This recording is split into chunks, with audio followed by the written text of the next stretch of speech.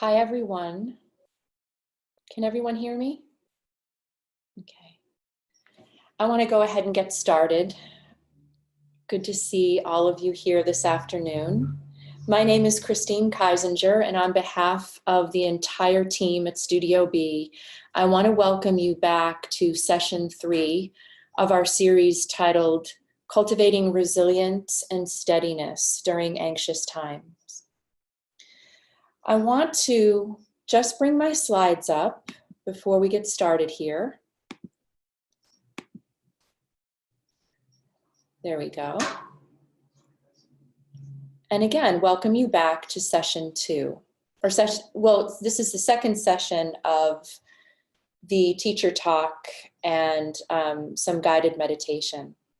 So you'll remember the last time we were here that we were talking about the key qualities that constitute resilience. A couple of things to remember about resilience is that first and foremost, we are born innately resilient. The degree to whether or not that resilience is nurtured in us or not is another story. But we're happy to know that resiliency is like musculature. And because it's like musculature, we have the capacity to build it and to strengthen it over time, regardless of our age and stage of life. During our session last time, I introduced what are called the 5 C's of resilient coping. They are calm, clarity, connection, competency, and courage. And I want to devote today's entire session to connection and the importance of connection. And really, I'd like you to start thinking about your own relational resilience. Stress, anxiety, overwhelm, unpredictability, and uncertainty, all of these things we're feeling right now can really take a toll on our closest, most important relationships. And when that happens, we find that the sanctuary that our relationships can and should be for us start to feel not so comfortable. And so we want to be especially mindful and conscious of what's happening in our relationships related to the various stressors that we're feeling right now. I love this slide because it's a reminder that we always need each other. Our relationships always matter, but they matter now more than ever. Our connections are highly vulnerable during periods of high stress. When I reflect upon my own life, I cannot remember a time that felt this uncertain and this stressful. So what I know is that the relationships that are most valuable to me and most important to me right now can be very vulnerable because I feel the stress and those I love feel the stress. It's during those periods of time when I remind myself of something that's really important, and that is, as human beings, we co-create our relationships. Our relationships don't just land in our laps. Our relationships are a product of me and you coming together. And the way in which we communicate together creates our dynamic. And our dynamic is what makes the relationship what it is. So when we're not feeling very good about our relationships, where there's a lot of tension, a lot of anxiety, a lot of arguing, a lot of issues, perhaps even distance or withdrawal, when those things are present, because we co-created the relationship in the first place, it's also really important to know that we co-resolve our relational issues and problems. It should never be the responsibility of one person in a relationship to imagine that they have to resolve the problems that are in the relationship. So relationships are co-created. Issues in relationships are co-resolved. Our connections, our relationships always need tending, they always need to be a priority, and they always need to be protected. It doesn't matter what the relationship is. If it is a relationship that is important to you and meaningful to you, it needs tending, prioritization, and protection. This includes your relationship with family members. If you're a parent, it means your relationship between you and each of your children. It means your relationship to your spouse, partner, significant other. This includes your relationships with coworkers that you cherish. They all need tending, prioritization, and protection. However, in the face of a lot of stress, a lot of overwhelm, and we talked a lot about the nature of all of that last time, why it is that we're feeling stressed and overwhelmed. But in the face of all that, or in the context of all of that, wow, it's really difficult to tend to our relationships. Often we just sort of put them on the back burner. It's very difficult to prioritize our relationships, and it's very difficult to engage in the matter of protecting them. I like to use this image when I talk about relationships, and this is really the image of the 4 pillars. And I want you to think about this. If you were building a home, a brand new home, one of the first things you would do is you would make a decision as to the kind of ground or the area that you were going to build the house. You would not build your home on unstable ground. You would not build your home at the edge of a cliff. You would not build your home on the ground of a swamp. First and foremost, you want to make sure that the foundation upon which you're laying the foundation is going to be strong and stable, so that when the winds and rains of life come, you can always lean back into and remember, okay, we can sustain this because we chose the foundation. We created the foundation, and we also created the pillars. We created the structures that hold this relationship up. In other words, that hold up the home of our relationship. If you had to identify or name 4 different qualities that constitute your pillars, what holds up your relationship, what would they be? This is really important. And the reason it's important is because most of us don't build our relationships this consciously. We don't think about the foundation. We don't think about the pillars. Now, I might spend a lot of time and a lot of money sitting down with a contractor and an architect to build the home I'm going to live in. But do I do the same kind of work, the same kind of preparation, the same kind of attention when I am building the relational home I'm going to live in, with my partner, with my colleague, with my child, with my extended family members? What are your pillars? Because if you know what the pillars are, you can always check back in when things are starting to feel a little bit unstable. Is there any way in which any one of these pillars has been fractured or compromised in any way? This is what it means to be wide awake and really conscious and aware of your relational home. One of the things that I do several times per year, I've been doing it for a long time and I really love the work, is I officiate weddings. And I like to spend a lot of time with the couples I marry before I marry them. I like to learn a lot about their relationship because I like to create for them a ceremony that really reflects who they are. And part of my conversation with the people that I marry is really about what are your 4 pillars. And it's interesting to me that they're sitting down with me because they're getting ready to have their wedding ceremony, which might only be 6 months away, and they've never thought about this. They've never thought about what what are we building our relational home on? And these are the 4 qualities, generally speaking.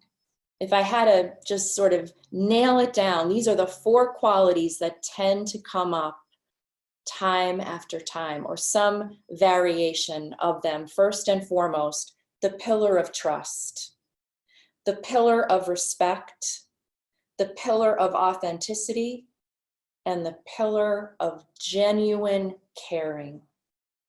I can tell you that these do sort of follow in order. These are in order of importance. Because if trust was once there and it's been fractured or compromised in any way, your relationship is really on shaky ground. That relational house starts to tilt in a really significant way.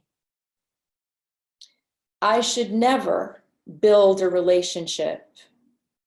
I should never begin the building of a relationship if I'm unable to trust myself and to trust the other. Respect is critical. When you reflect back on your own experience, your own vast relational experience, you probably remember that you were getting close to exiting or ending a relationship when you realized, I no longer respect you. That something happened that compromised my respect for you. Or when I feel that you no longer respect me.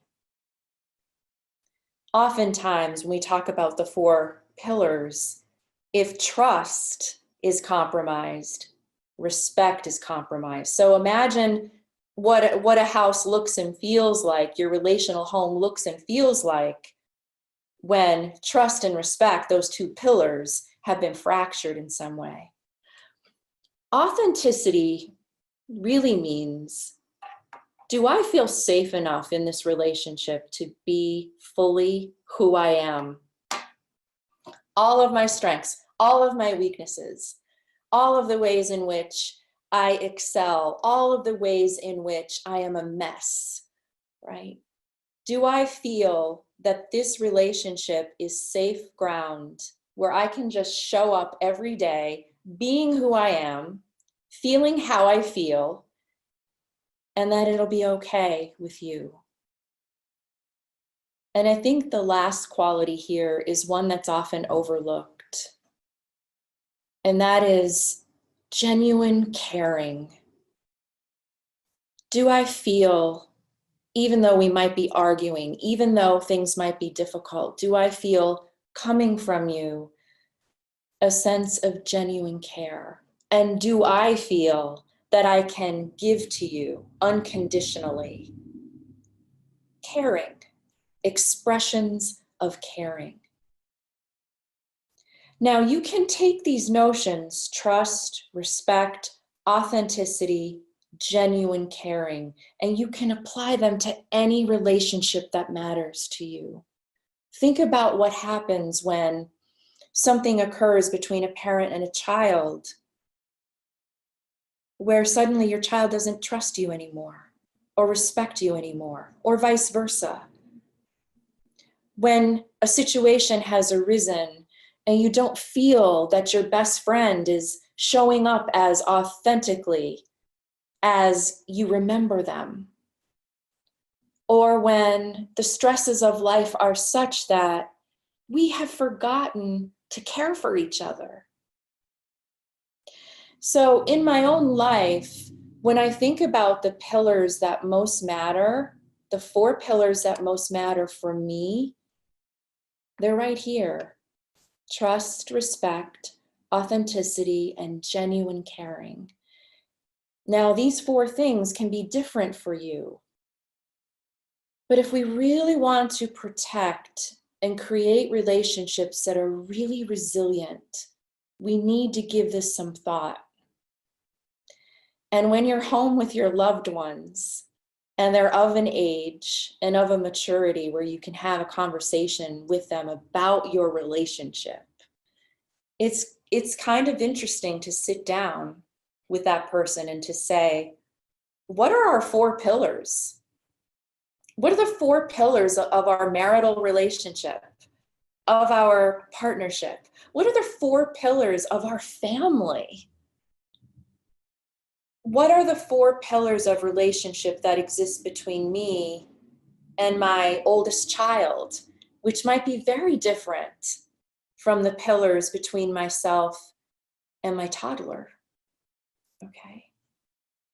So we can trust more fully in the stability and the resiliency of our relationships when we feel very clear, very mindful about our 4 pillars, when we feel that we have very consciously and intentionally built a relationship that we can all live in very comfortably, much like we might live in the home that we've created. Always lean back into that analogy. And even if you've been together for a really long time and you realize right now, wow, we've never had this conversation, you can still have this conversation. You can still have this conversation. And I really encourage you to do so. So the stress response, and how does the stress response show up in our relationship? So what we know as human beings is when the stress response is triggered, we want to do one of 3 things. We're going to fight, and we get ready to fight. Thank God our bodies are so wise and so amazing that they prepare us well to fight when we're in a true emergency. And we get ready to run, to flee, whatever fleeing means for you. And we're going to talk about what fleeing looks like inside of a relationship in a moment. Or we learn how to freeze. We learn how to shut down, just like an animal in the wild plays dead so as not to be attacked by the predator. We know how to do that too. Thank God. Right?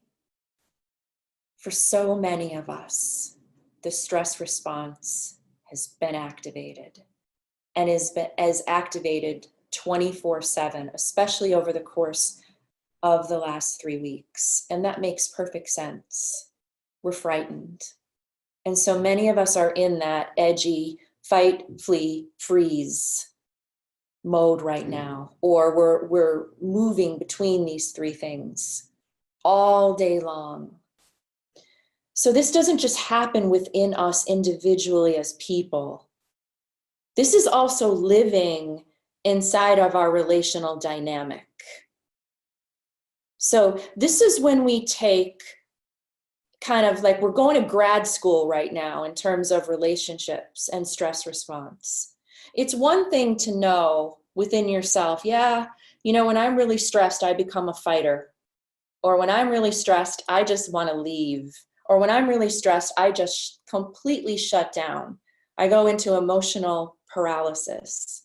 It's one thing for us to know that as individuals. But what happens when that starts showing up in our relationships? What does that look like? So I want you to think about this.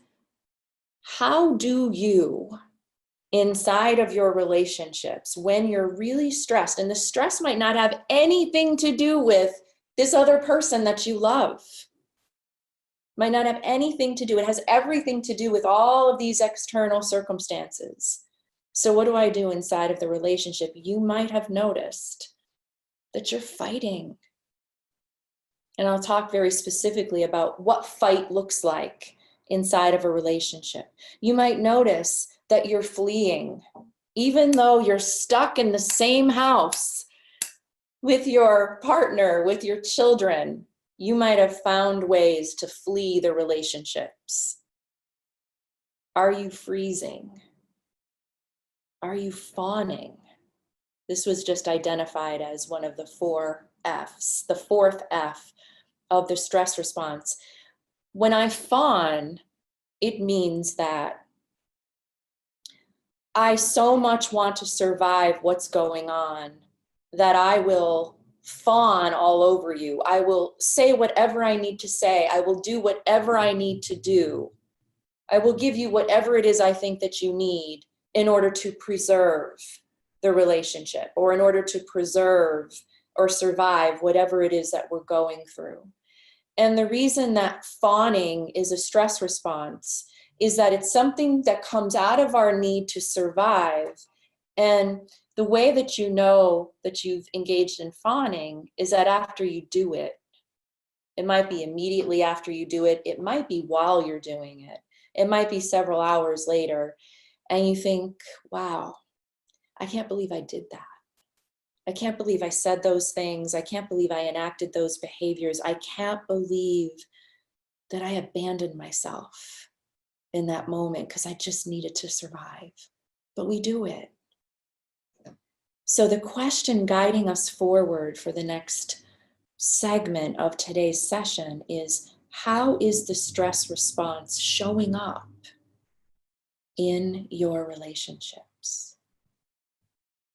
So if it's showing up as fight, you might be noticing that there's an increased level of conflict, arguing, fighting, maybe nitpicking, a higher level of irritation, frustration, agitation, annoyance, anger.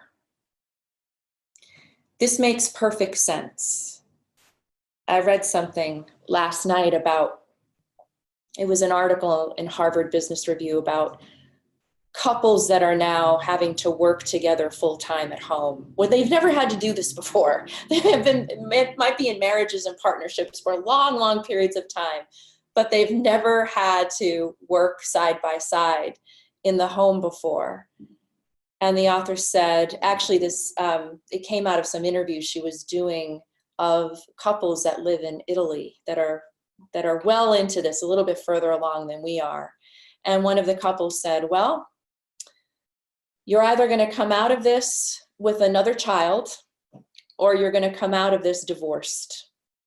You know, that it's either going to bring you closer together, or you're going to come out of this just feeling the need to separate. And those are two exaggerated states, but they really speak to how important it is that we are mindful and really conscious of what's going on relationally, and how the stress and overwhelm of this global pandemic is showing up in our relationships. And this isn't just applicable to your relationship with your significant other. Apply this as well to your relationship with your children, parents, coworkers. You know, are you noticing that there's a little more of the fight response present in the relationship? I want to teach you something that's really important about anger. And when I learned this and started to practice it, it was a game changer. It's sort of like the hidden secret or the hidden gem of wisdom behind anger, and why it is that we need to be really mindful about anger. So we all know what an angry state feels like. I want you to entertain this just for a moment, this idea that if we were to lift the rock of anger and look underneath, we would see one or more of the following. We would see fear, hurt, and or helplessness. So let's imagine that you yourself are feeling angry, or if you want to, for the purposes of our session today, think about the last time you really felt angry, even enraged. Just bring a moment to mind when you really, really felt angry. And ask yourself, if I were to look a little bit deeper, if I were to look beneath the anger, was I in that moment afraid? And if I was afraid, what was I afraid of? Was I in that moment really feeling hurt or betrayed? Was I in that moment feeling kind of helpless? Like, I don't have any control here. Chances are, I know for me, every time I'm angry, if I look back afterwards, I can see very, very clearly that beneath the anger was fear, hurt, helplessness, or a combination of those three things. When you're feeling the heat of what you might define or describe as rage, chances are all three of those things are present. When someone that you love and care about is really angry, ask yourself, especially if they're right in front of you and their anger is just sort of, flowing in your direction, or you're sort of the recipient of the anger, you can be the recipient of it and kind of step aside, just kind of pull yourself away inside of your own mind and ask, wow, in what way right now is my child really afraid? In what way right now is my spouse really expressing hurt? In what way right now is this person really feeling helpless? Just feeling like I don't have a grip or control over this situation. Because when someone is in front of me and really angry, my default, because I'm a human being, is to get really defensive. It's to get ready to fight, it's to get ready to run, or it's to get ready to freeze and shut down. But when I'm in the face of the anger of another person, and I'm aware, wow, there's a lot of anger here, and I can just sort of step aside and say to myself, okay, in what way is he really afraid? In what way is she feeling hurt? In what way is this person just feeling helpless? That defensiveness really starts to soften. It's really, really difficult to feel compassion and to feel connected when I'm defending or getting ready to defend.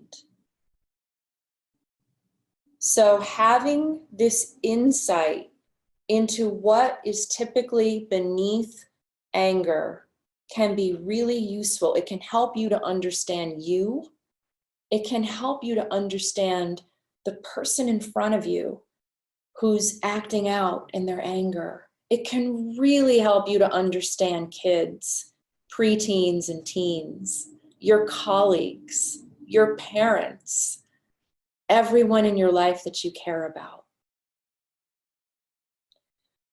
So why would we ever choose anger and rage over the truth of what's really going on? Because it's easier. It's a lot easier. Even though most of us would say, I would never choose anger. I would never choose rage. I don't like feeling that way. We fast track to anger because to move into the expression of, I'm really afraid right now. I feel really hurt right now. Or I feel really helpless and out of control right now, requires so much vulnerability. So much vulnerability. So if you're wondering, okay, if under anger, in most cases is fear, hurt, helplessness, why do I go to anger? Why do most people go to anger? It's because it's much easier than making yourself vulnerable enough to say, I really feel terrified right now. Or having the courage to go to someone and say, you know what happened last night really hurt me. And I need you to know that. Or, you know, as a mom, you know, it raged at you in a way that I don't even recognize. And I want you to know that I feel really helpless. This situation makes me feel really helpless. So can be a game changer. And it's really allowing yourself the moment of mindfulness. It's really a higher state, a higher expression of emotional intelligence. It's being really intelligent about what anger really is. And if you have someone in your life with whom anger tends to come up a lot within you or within this other person, if it's part of your dynamic, you might want to share this idea with them, like in a really calm moment when you're getting along, and just say, you know what, I learned something really interesting about anger. I learned that underneath it, what typically tends to fuel it is really being afraid, feeling hurt, or feeling helpless, or all two or all three of these things. And I would really like to have sort of a deal with you that the next time you see me starting to get really triggered, really heated, really angry, I give you permission to stop and say, hey, I'm noticing you're angry. Are you afraid? Is there something you're afraid about? Is there something you're feeling hurt about? Is there something about which you feel helpless? Now, I've taught this content about anger more times than I can count, but it's never mattered more to me than right now. Because think about, most of us are feeling all the time, especially over the course of the last 3 weeks and perhaps indefinitely moving ahead, a lot of fear, a lot of helplessness, and in a lot of ways, a lot of hurt, because we're feeling a lot of loss right now. So if anger's living in your house, if anger's living in your relational dynamic right now, it makes perfect sense, because everybody's afraid. Everybody at some level is hurt and grieving. Everyone is feeling helpless. So I wanted to share this with you as a way of, again, taking us back to the original point, which was, in what way is the fight stress response showing up right now in your relational lives? Irritation, frustration, conflict, irritability, just you're on my nerves, you know, and or anger. You know, I bet there's a lot of anger living in our relational homes, living in our bodies, living in our hearts. And it's okay, because there's fear, there's hurt, there's helplessness. Remember, we'll go to anger first, because to admit I'm afraid, I'm helpless, to admit that I feel hurt is to be vulnerable. And I love this quote by Brené Brown. I define vulnerability as uncertainty, risk, and emotional exposure. To be human is to be in vulnerability. Wow, this is what we're living right now. We're living uncertainty, we're living risk. We are forced into emotional exposure. And so we've got an entire planet of raw human beings running around with their vulnerability wide open to the world. And you're one of them. And if vulnerability has been difficult for you, this might be yet another reason why this period of time feels difficult. So the stress response can show up as fighting, it can show up as fleeing. Most of us can't flee, meaning we can't physically leave. We can physically leave the room. But fleeing often shows up as just withdrawing from the person we love, the people we love. How do you withdraw? And sometimes we need to. When stress and overwhelm is present, we just need to withdraw. How are you withdrawing now? How do you leave your relationship while still living in the relationship? And where do you go? Again, this is really common. But when left unattended to, when withdraw is not managed and it becomes a chronic state inside of a relationship, that's when the relationship starts to teeter on the edge of crisis. So think about withdraw and the withdrawing that you might be doing, that you might feel led to do. How do you leave? We all leave in different kinds of ways. How are your kids kind of leaving right now? Where are they going?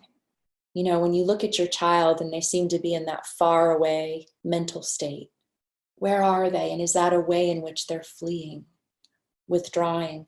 When you're having a conversation with your significant other and they're looking at you, but you realize they're not present, how has that person withdrawn? And where has that person gone to? If left untended to, and again, today's session is really about how important it is that we stay very mindful with all of the other things that we need to think about right now, that we stay very mindful of prioritizing, protecting our relationships so that we don't come into what I call the drift.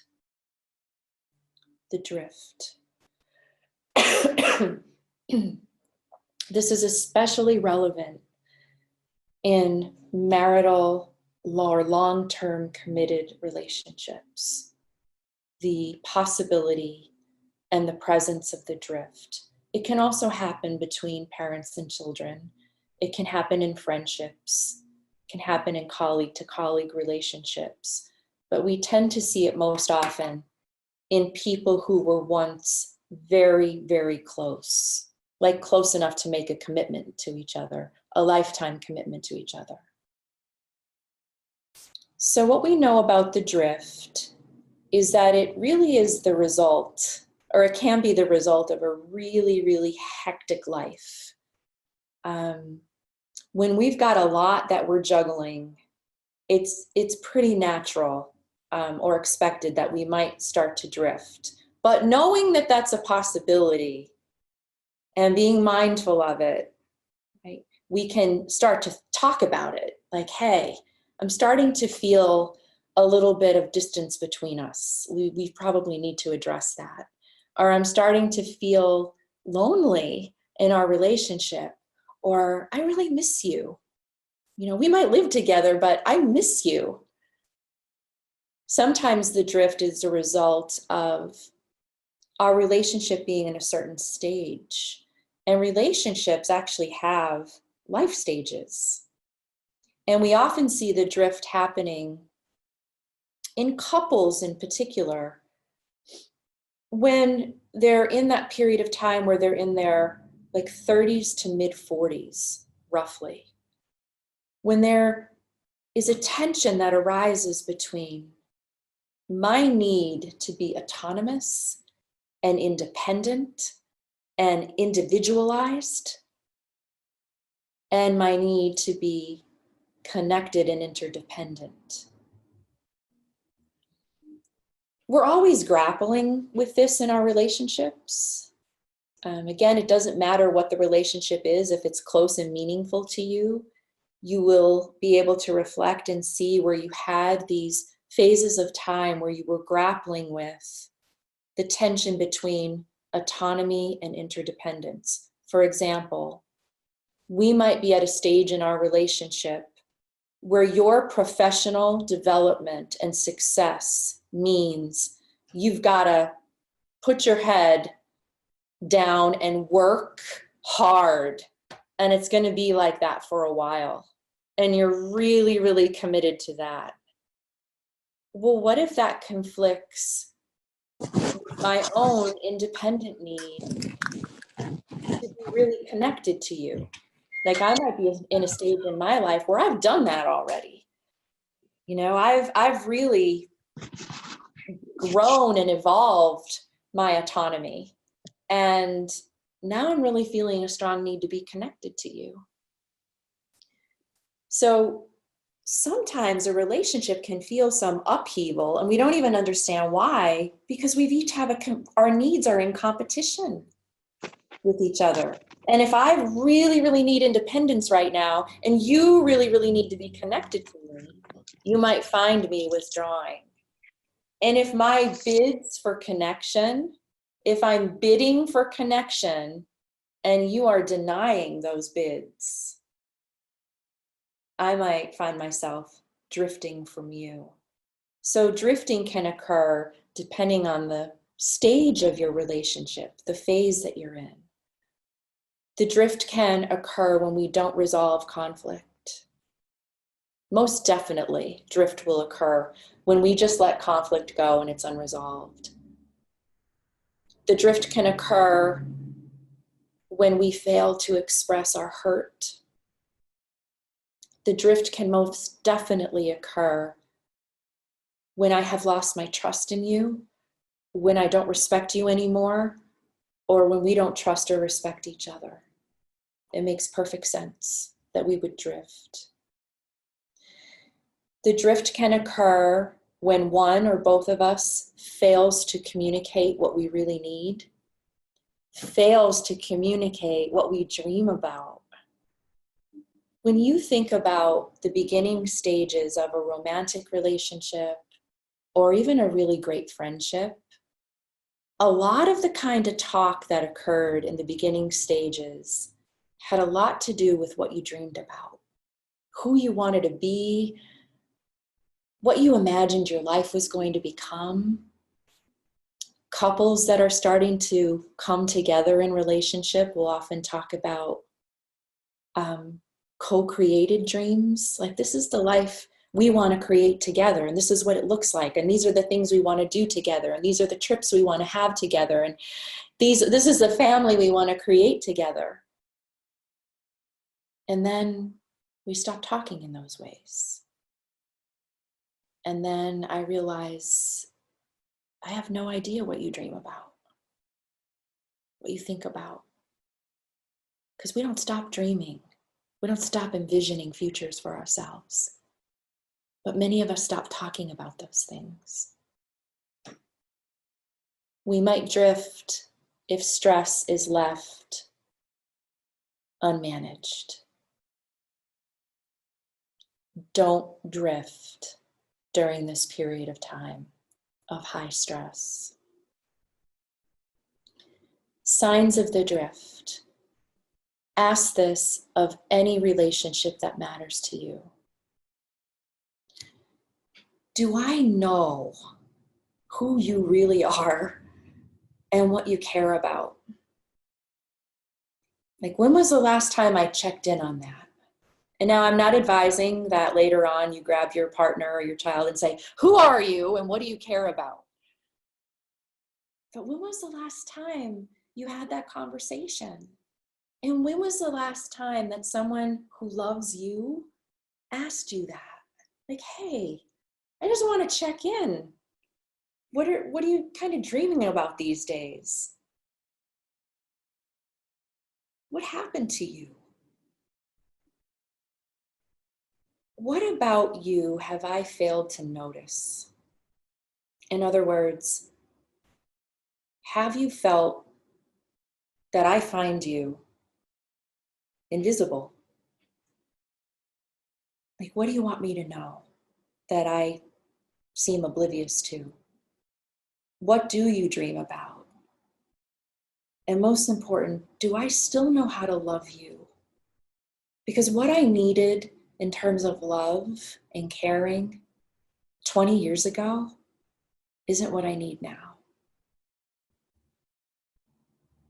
Have I sort of dived into myself and even asked myself that question? Christine, what do you need in order to feel loved?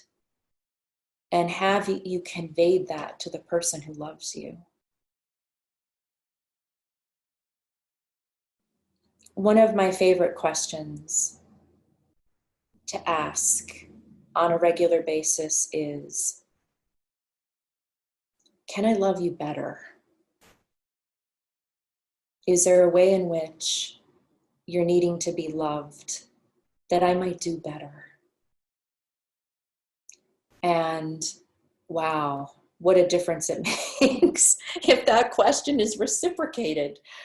You know, like, has that question been asked of you lately? And it doesn't have to be asked in that way. It doesn't even have to be asked in words. It might be that your partner or people in your life who love you a lot are always asking you that in different kind of ways, but they really want to know, how can I love you better? This is what it means to be mindful and conscious in your relationships. Signs of the drift are invisibility. Like, you know what? I could walk through this house in a paper bag and no one would notice because I feel invisible. Lack of recognition, lack of affirmation, lack of appreciation. The work of John Gottman at the Gottman Institute, he and his wife have studied, they have what's called the Love Lab. They have done the most compelling research on relationships. And they can, by observing a couple and the way that a couple talks to each other over a very short period of time, they can predict separation or divorce at levels that are unbelievably, I mean, they're just unbelievably accurate. And part of what they really focus on, they focus on a lot of different things, but you will always find the rhetoric of appreciation present in their work. Is appreciation expressed? That goes a long way. Feeling appreciated, knowing that the people in my life appreciate me because they convey it. And again, this is true of any relationship that really matters to you, not just marriages or long-term committed relationships. Beware and know that the drift is occurring or has occurred when there is a lack of we, us, team, true partnership. When I start, pay very careful attention to how you're talking about your life. You know, if you start using I a lot when you're talking about your life. I remember meeting someone and you know, having a friendship with this person, and he always spoke about his life in terms of I. Never talked about the fact that he had a wife and a family. Never spoke of his situation in terms of the we, which is very, very telling. Do you see yourself as a we, as an us, as a team, as a true partnership? Again, when we think about how methodical we are when we establish business partnerships and the time and the care and attention we put into that, do we put the same kind of time and attention and care into true loving partnership with those people that we are very close to in our lives? I'm going to enter into how we freeze in relationships when we meet again on Monday. I want to end with a closing practice. And this practice is really designed, or the intention behind this practice is to take you out of the defensive mode if you feel like the stress response has been living in your home, your relational home right now, maybe with your children, your partner, other family members, even in friendships. It doesn't matter. But I want to take you out of the stress response, soften up the heart space.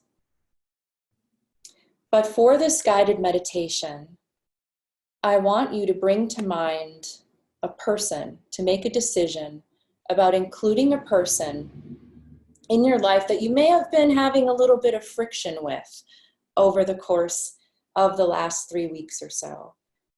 Or maybe it's a relationship that really matters so much to you, but you know that you've kind of put it on the back burner and you want to bring it back to the forefront of your heart and of your mind. Okay? So we're going to begin by taking that very comfortable seat. I recommend sitting up for this, but again, you can feel free to turn the cameras off and to lay down. I just want you to be comfortable. And I invite you to close your eyes. Otherwise, you can keep your gaze soft and just focused straight ahead and slightly down.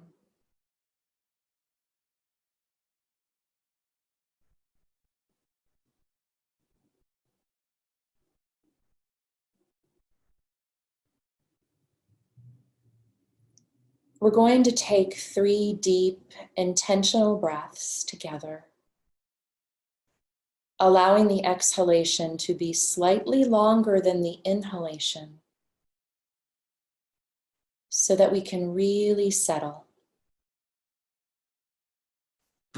So together, take a very deep breath in through the nose.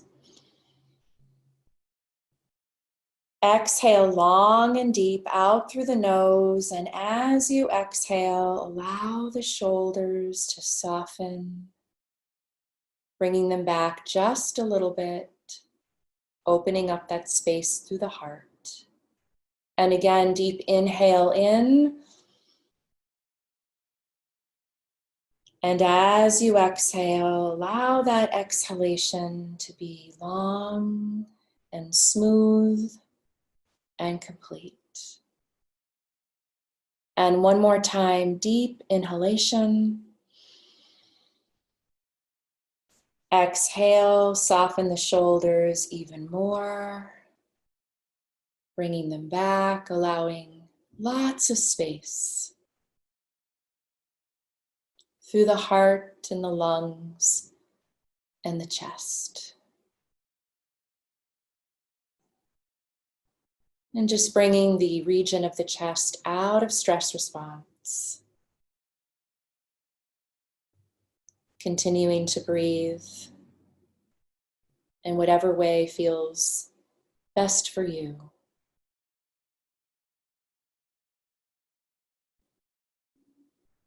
And allowing your focus to just land on the sound of the words and whatever images come to mind as you hear the words.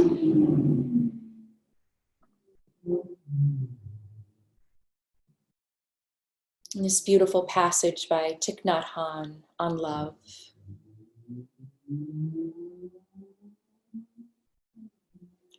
Trust. Trust that you have a good and compassionate nature. You are a part of the universe. You are made of stars. When you look at your loved one, you see that your beloved is also made of stars and carries eternity inside. When you look at your beloved in this way, when you look at your beloved as the one who is made of stars and carries eternity inside, you will feel reverence, honor. You will feel the preciousness of the one you love.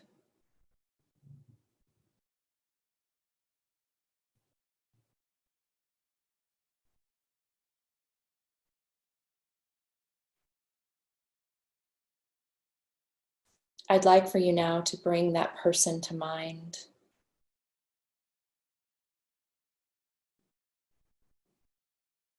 an image of that one person who you really need right now.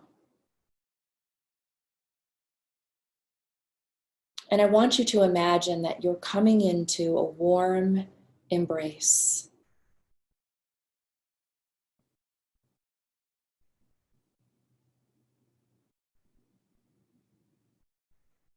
And I invite you to feel very supported by the warmth of this embrace.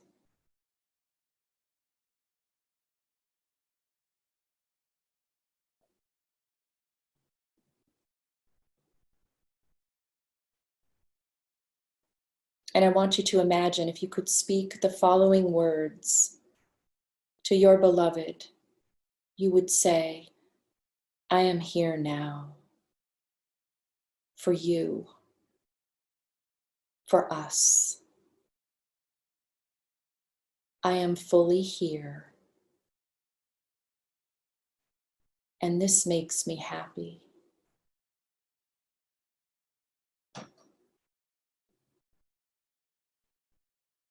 Continuing to imagine the warmth and the support of this embrace. Imagine your beloved saying to you, and I am here too, fully present. And I know that this makes you happy.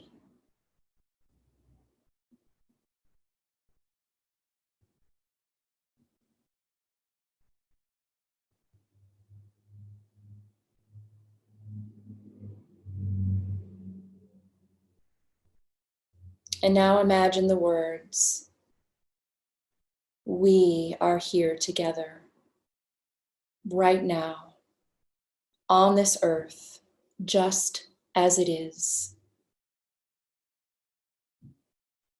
And we are so happy and so grateful for this togetherness.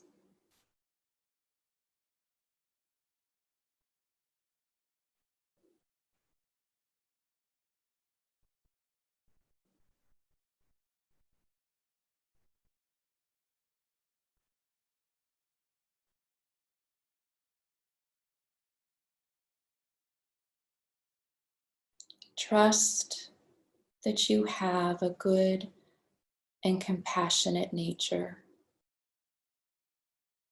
You are part of the universe. You are made of stars.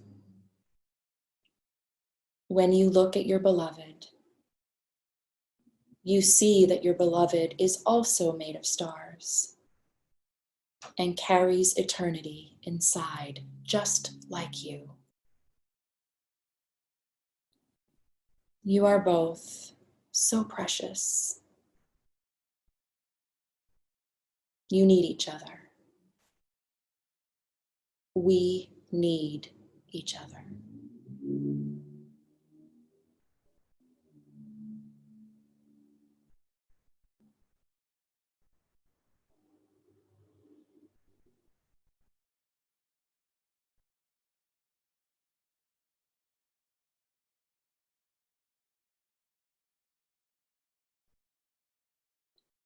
Whenever you're ready, and only when you're ready, open your eyes.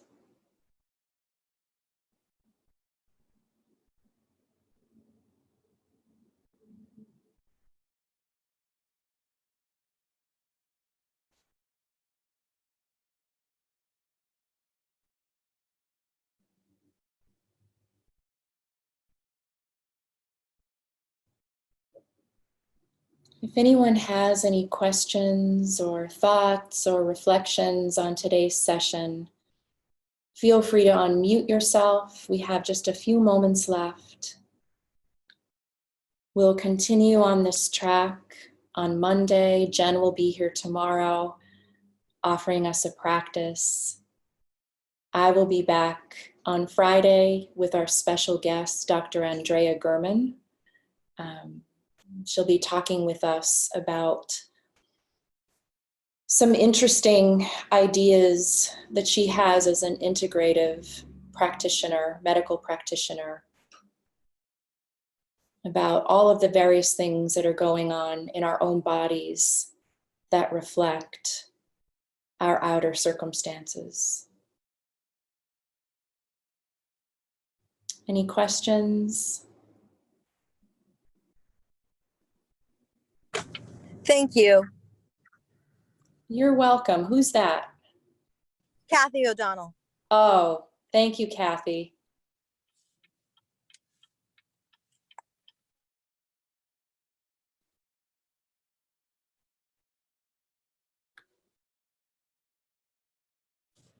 Okay. Well, stay well, and we'll see you tomorrow at 2. Namaste.